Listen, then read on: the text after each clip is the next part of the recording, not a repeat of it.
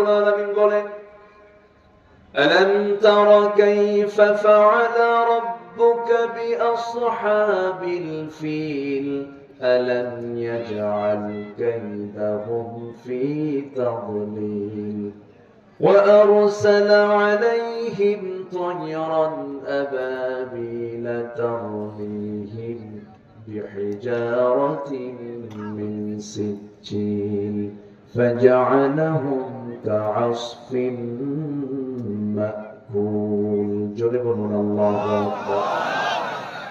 আল্লাহ রাব্বুল আলামিন তার রবের আমার রবের কাবা যখন ভাঙতে এসেছিল, ইয়েমেনের বাদশা যখন কাবা ভাঙতে এসেছিল, আপনারা সে বলল আমার দেশে কাবা বানাবো, ওই কাবা ভেঙে আসবো। আল্লাহ রাব্বুল আলামিন এমন সুন্দর ব্যবস্থাপনা করলেন, কাবার মালিক এটাকে হেফাজত করলেন। হেফাজত করার জন্য এক ঝাঁক আবাবিল নামক যুদ্ধ বিমান পাঠায় দিলেন। প্যাসেঞ্জার ছিল না সেই বিমানে, শুধুমাত্র দুটো করে বোমা ছিল। সেই বিমানটার নাম হলো আবাবিল, বোমাটার নাম হলো সিজিল। সেই বোমা উপর থেকে নিক্ষেপ করে যাদেরকে চিবানো বসির নেয় নাস্তানাবুদ করে দিয়েছেন। যেরকম সুবহানাল্লাহ। কোরআনে আছে সাধারণ বিমানের কথা না, যুদ্ধ বিমানের কথা।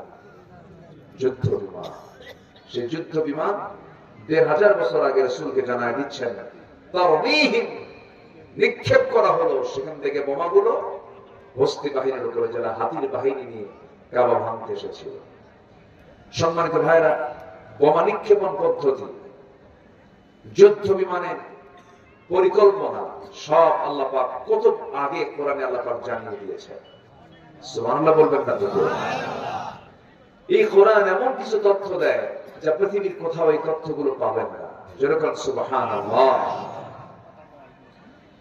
এই পাখিগুলো আকাশে ওড়ে। এই পাখিগুলো, কিছু পাখি আছে, প্যারেগ্রিন ফ্যালকন নামক একটা পাখি আছে, যে পাখি আকাশে ৪০০ কিলোমিটার বেগে ঘন্টায় উড়ে। ঘন্টায় ৪০০ কিলোমিটার। কল্পনা করা যায় একটা পাখি ঘন্টায় ৪০০ কিলোমিটার সে উঠতেছে আকাশে। তার তো লাঞ্চ ব্লাস্ট হয়ে যাওয়ার কথা, লাঞ্চ ফেটে যাওয়ার কথা তার গতি অনুযায়ী, কিন্তু তা না। আল্লাহ রাব্বুল আলামিন সেই পাখির মধ্যে প্রযুক্তি সেট করেছে, কি মেশিন সেট করেছেন চিন্তা করা যায়। নাকের ভিতরে একটা শক্ত হাড়ের ট্যাপ লাগিয়েছে। হাড়ের ট্যাপটা এমন ভাবে লাগানো হয়েছে, প্রচন্ড বাতাসের যে ধাক্কাটা আগে ট্যাপে লাগে, এরপরে বাতাসের গতি থেমে গেল, এরপর বাতাসটা আস্তে করে লাঞ্চে ঢুকে আবার বের হয়ে যায়। ঠিক এই হাড়ের যে ট্যাপ লাগানো প্রযুক্তি, এটা আধুনিক বিমানের ভিতরে আজ বিজ্ঞানীরা ঢুকায় দিয়েছে। পাখি থেকে নিয়ে বিমানে ঢুকানো হয়েছে। এখন তো বলুন, বিমান থেকে পাখি না পাখি থেকে বিমান?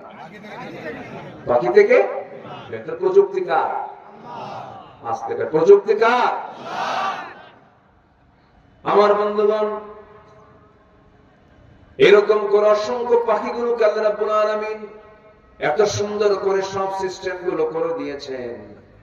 এরকম করে বহু সৃষ্টির দিকে যখন তাকাবো, আপনা আপনি মুখ থেকে বের হবে আলহামদুলিল্লাহি রাব্বিল আলামিন। সবাই বলুন আলহামদুলিল্লাহি রাব্বিল আলামিন আর রাহমানির রহিম মালিকি ইয়াউমিদ্দিন ইয়্যাকা না'বুদু ওয়া ইয়্যাকা নাস্তাঈন ইহদিনাস সিরাতাল মুস্তাকিম সিরাতাল লাযীনা আন'আমতা আলাইহিম গায়রিল মাগদুবি আলাইহিম ওয়ালাদ-দাল্লিন।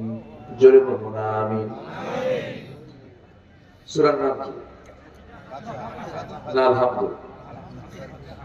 অনেকে কিন্তু ফাতিহা পারে না, আলহামদুলিল্লাহ। অনেকে সূরা ইখলাস পারে না, হুজুর আমি কুল হু পারি।